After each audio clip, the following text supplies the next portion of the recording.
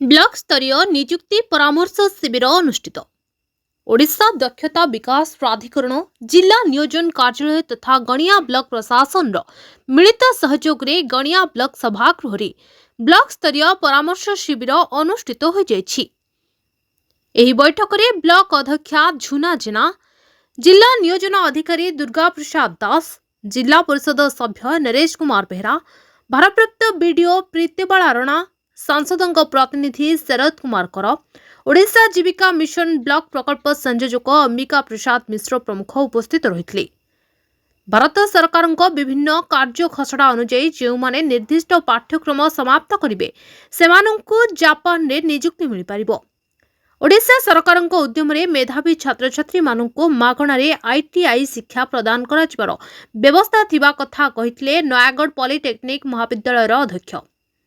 दशम श्रेणी छात्र छात्री माने एहार लाभ उठाइबा आवश्यक बोली से मत देथिले।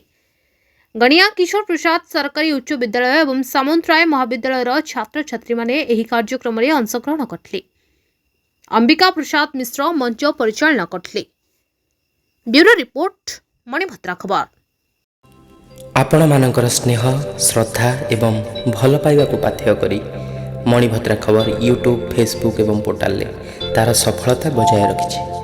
एहाको आहुरी लोकप्रिय करने को ई पेपर रो शुभारंभ मध्य करा जायछि। आमको एही भली प्रेरणा एवं सहयोग जोगाइबा सहित लाइक शेयर एवं सब्सक्राइब करंतु। मणिभद्रा खबर संपर्क जनतार।